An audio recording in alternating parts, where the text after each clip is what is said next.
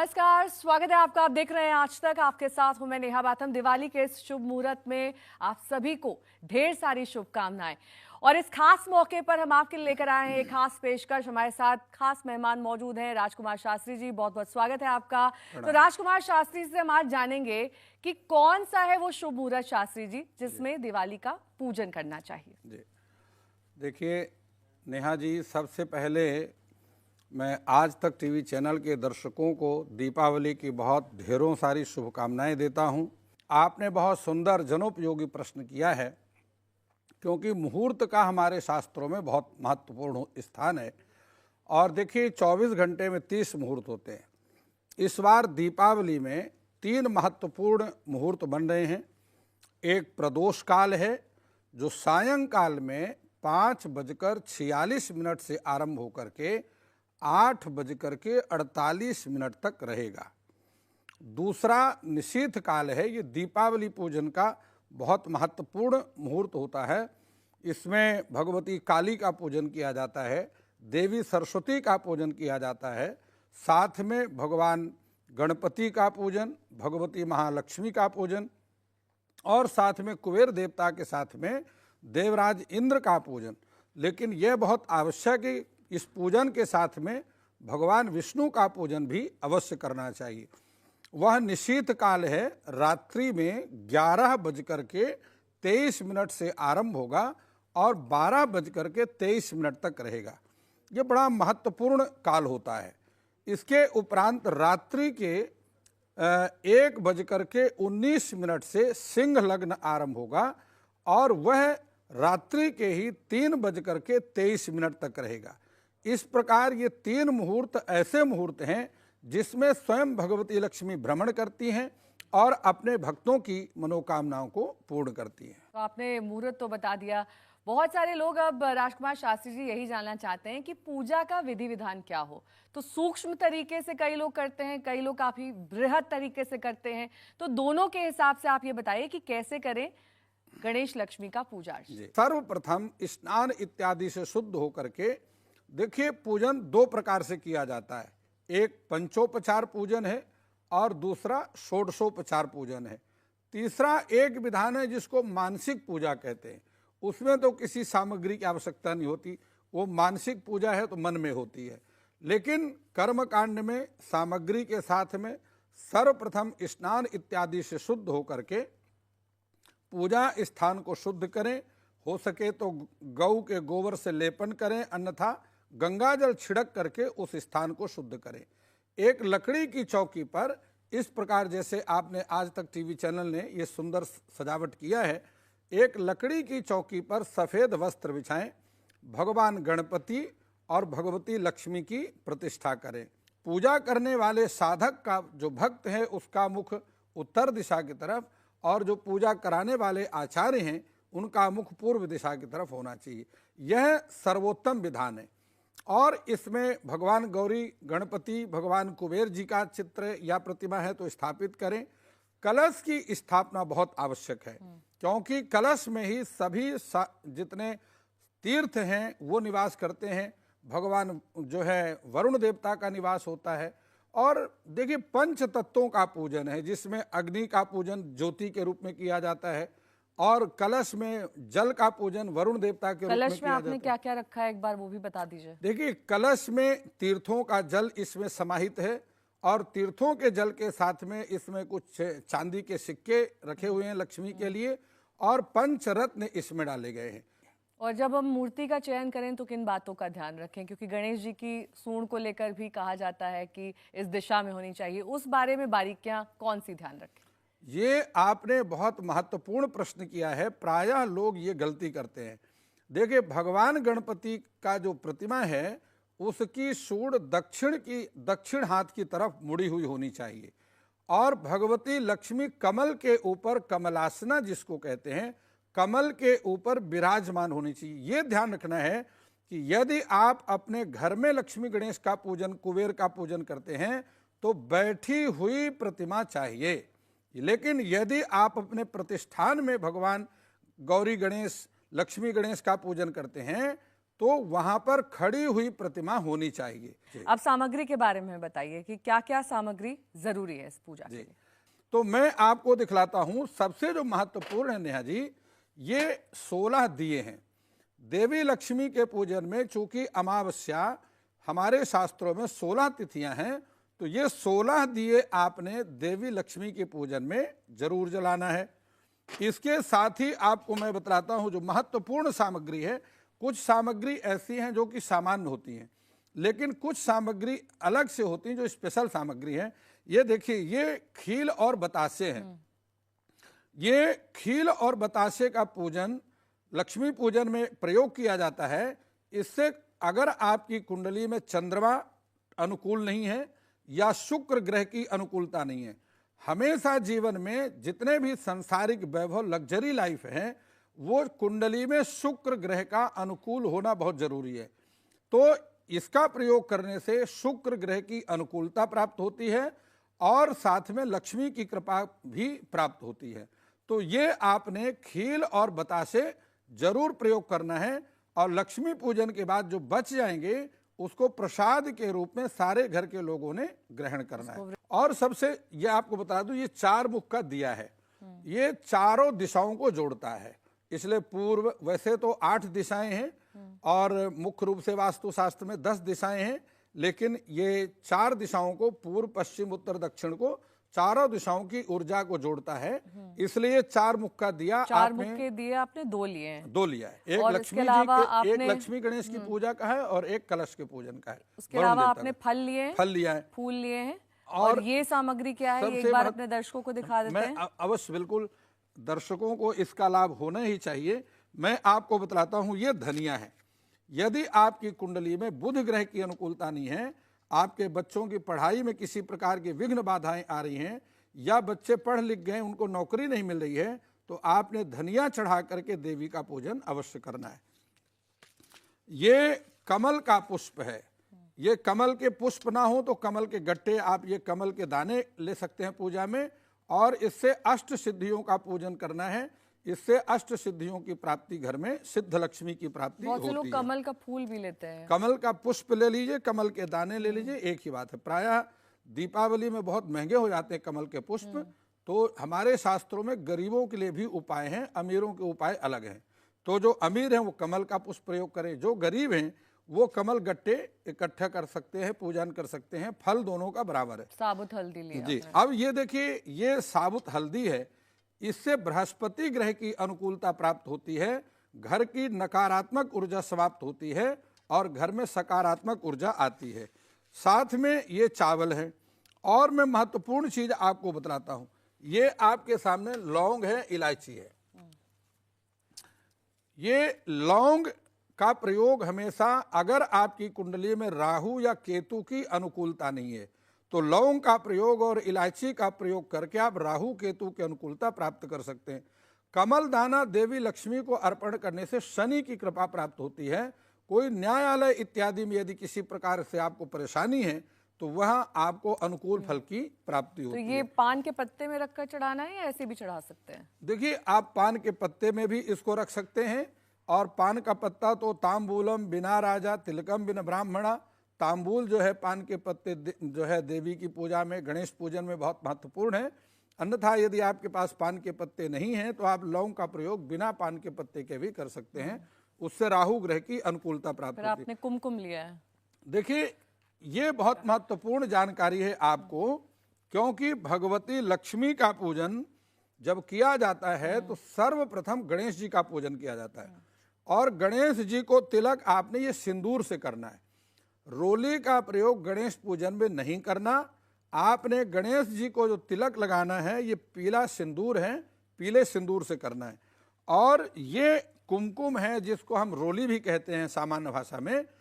लक्ष्मी जी के लिए ये रोली का प्रयोग करना है। लक्ष्मी जी को तिलक सिंदूर से नहीं करना, लक्ष्मी जी को तिलक ये रोली से करना है। आपने 16 दिए घी के लिए हैं, तेल के दिए ले सकते हैं या फिर नहीं? देखिए, यदि आपके पास में घी का अभाव है तो आप तेल का दिया जला सकते हैं, लेकिन तिल के तेल दिए का जलाना है। और सरसों के तेल का दिया लक्ष्मी प्रयोग में, लक्ष्मी पूजन में प्रयोग नहीं किया जाता है। चलिए पूजा की शुरुआत करते हैं, पूजा का विधि विधान जान लेते हैं राजकुमार शास्त्री जी से कि कैसे शुरुआत करनी है, कहाँ से शुरुआत करनी है। जी नेहा जी, एक महत्वपूर्ण जानकारी मैं देना चाहता हूं कि पूजा में महत्वपूर्ण है संकल्प, और संकल्प में अपने नाम का उच्चारण किया जाता है। तिथि कार्तिक का महीना, तिथि अमावस्या तिथि और वार का प्रयोग किया जाता है। सोमवार, मंगलवार, जो भी वार है उसका प्रयोग किया जाता है और अपने नाम का प्रयोग किया जाता है। और जिस मनोकामना को लेकर के आप पूजा कर रहे हैं, उस मनोकामना की अरदास, उस मनोकामना का संकल्प देवी के चरणों में किया जाता है। सबसे पहले अब चूंकि दर्शकों को और ये पूजन को हम प्रैक्टिकल करके दिखाते हैं कि किस प्रकार से आपने अपने घर में देवी लक्ष्मी का पूजन करना है और किस प्रकार से मन इच्छित फल आप प्राप्त कर सकते हैं। तो सबसे पहले हम आचमन करेंगे। आप पहले आचमन कर लीजिए। आचमनीयम हरे विष्णु माधवम पुंडरीकाक्ष पुरातुः। ओम केशवाय नमः, नारायणाय नमः, माधवाय नमः, ऋषिकेशाय गोविंदाय मधुसूदनाय नमः। उसके बाद एक पुष्प से या पत्ते से जल अपने ऊपर थोड़ा छिड़काव करना है और इसके बाद संकल्प करना है। संकल्प में आपने अपने नाम का उच्चारण करना है, कार्तिक का महीना उच्चारण करना है, फिर अमावस्या तिथि है और ऐसा उच्चारण करके अपने गोत्र का उच्चारण करना है। और जिस मनोकामना को लेकर आप पूजन कर रहे हैं वो मन की मनोकामना भगवती के चरणों में गुप्त रूप से लगा करके चावल पुष्प को देवी के चरणों में अर्पित कर देना है। अब 4 बार आप पुष्प से पहले गणेश जी को जल अर्पण करना है, फिर देवी लक्ष्मी के चरणों में जल अर्पण करना है। ओम पादयोर्वाद्यम हस्तयोर आर्घ्यम मुखे आचमनीयम सर्वांगे स्नानीयम जलम समर्पयामि। अब मैं ये चाहता हूँ नेहा जी कि आप थोड़ा थोड़ा एक खील और बतासे भगवती लक्ष्मी और गणेश जी के चरणों में चढ़ाते रहेंगे। ओम चपलायै नमः पादौ पूजयामि, चंचलायै नमः जानुनी पूजयामि। ओम कमलायै नमः, बार बार चढ़ाते रहेंगे। ओम कमलायै नमः कटिं पूजयामि, कात्यायनी नमः नाभिं पूजयामि, जगन्मात्रै नमः जठरं पूजयामि, विश्ववल्लभायै नमः वक्षस्थलं पूजयामि, कमलपत्राक्षै नमः मुखं पूजयामि, पद्माननायै नमः नेत्रत्रयं पूजयामि। ओम श्रियै नमः शिरः पूजयामि। ओम महालक्ष्मी नमः सर्वांगं पूजयामि। अब हल्दी चढ़ाएंगे। एक नहीं 8 अष्ट लक्ष्मी का पूजन करने के लिए अष्ट सिद्धियों का पहले पूजन करेंगे, फिर अष्ट लक्ष्मी का कमल पुष्प से पूजन करेंगे। ओम एक करके चढ़ाते रहेंगे। ओम अणिम नै नमः, ओम महिम नै नमः, ओम गरिम नै नमः, ओम लघिम नै नमः, ओम प्राप्त्यै नमः, ओम प्राकाम्यै नमः, ओम ईशितायै नमः, ओम वशितायै नमः। बस अब कमल के दाने अर्पण करते रहेंगे। ओम आद्यलक्ष्मी नमः, ओम विद्यालक्ष्मी नमः, ओम योगलक्ष्मी नमः, ओम भोगलक्ष्मी नमः, ओम ऐश्वर्यलक्ष्मी नमः, ओम धनलक्ष्मी नमः, ओम वैभवलक्ष्मी नमः, ओम संतानलक्ष्मी नमः, ओम गजलक्ष्मी नमः। बस ये आपने देवी का विशेष अर्चन किया है। और इसके बाद आप अपने मन की, चूँकि लक्ष्मी पूजन का बहुत विस्तृत महत्व है और जीवन में लक्ष्मी की कृपा के बगैर कोई कार्य सिद्ध नहीं होते, लेकिन भगवती लक्ष्मी भी जो पूर्व जन्म के कर्म हैं, शुभ कर्म हैं, उसके अनुसार ही व्यक्ति को फल अर्पण करती हैं। तो इसलिए अधिक से अधिक आपने पाठ करना है। रात्रि में अपने घर में अखंड दीपक जला करके पाठ करना है। और वो मंत्र क्या है, मैं अगर आप चाहें तो दर्शकों को बता दूं। बिल्कुल, मंत्र बताइए। देखिए, सर्वप्रथम आपने 11 माला करना है। ओम गंग गणपतये नमः, ये भगवान गणपति का मंत्र है। उसके बाद आपने 11 माला लक्ष्मी के मंत्र का जाप करना है। ओम श्रीं ह्रीं श्रीं कमले कमलालये प्रसीदत प्रसीदत श्रीं ह्रीं श्रीं महालक्ष्मी नमः। इस मंत्र का भी 11 माला जाप करना है। अब आपने देवी लक्ष्मी को फल अर्पण करने हैं।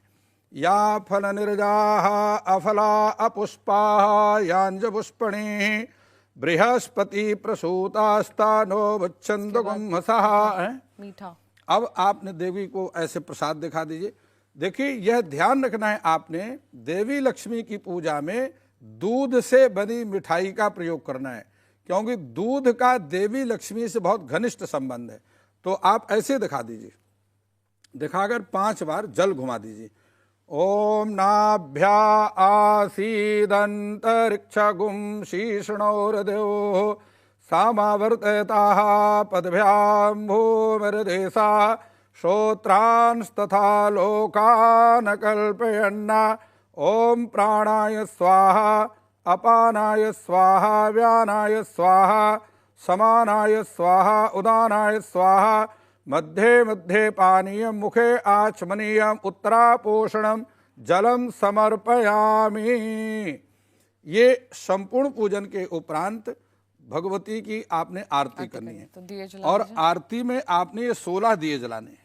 अब ये देवी लक्ष्मी की 16 बत्तियां हैं, 16 बत्तियों से आरती आपने करना है। ओम जय लक्ष्मी माता मैया जय लक्ष्मी माता, तुमको निस दिन ध्यावत मैया जी को सदा मनावत हर विष्णु विधाता। ओम जय लक्ष्मी माता। इस प्रकार से देवी लक्ष्मी की संपूर्ण आरती का गायन करके एक बार जल घुमा दीजिए आरती की चारों तरफ। जलेन शीतलीकरणं पुष्पै देवाभिवंदितम् आरोग्यार्थे आरार्तिक्यम प्रतिग्रहणम मंत्र पुष्पांजलि। पूजन के उपरांत आपने कुछ पुष्प हाथ में लेकर के पुष्पांजलि करनी है। नाना सुगंधि पुष्पाणि यथा कालोद्भवानि च पुष्पांजलिर्मया दत्त गृहाण श्री परमेश्वरी भगवती महालक्ष्मी नमः। मंत्र पुष्पांजलि समर्पयामि। एक बार जल छीट दीजिए। अनया पूजायाः प्रियंताम नमो। बोलिए धनलक्ष्मी मातु की जय।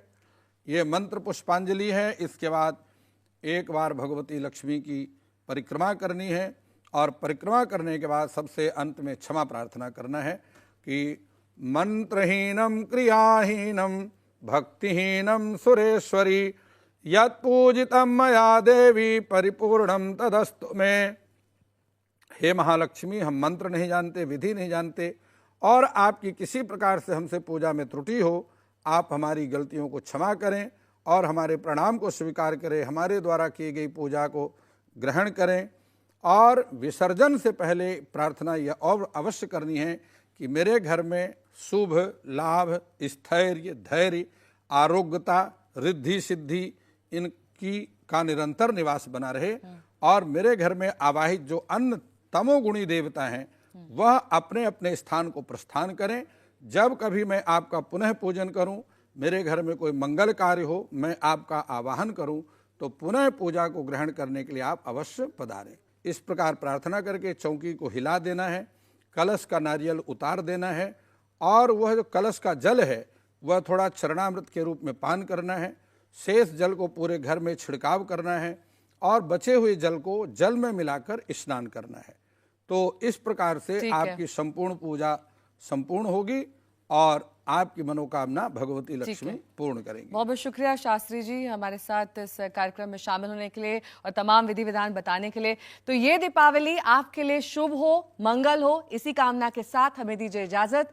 और ये जो दीपावली है आप सभी के लिए मंगलकारी आने वाले वक्त में स्वास्थ्य लाभ लेकर आए और ये कामना संपूर्ण आज तक परिवार आपके लिए करता है। बहुत बहुत शुक्रिया शास्त्री जी, हमें दीजिए इजाजत। देश और दुनिया की तमाम खबरों के लिए देखते रहिए आज तक।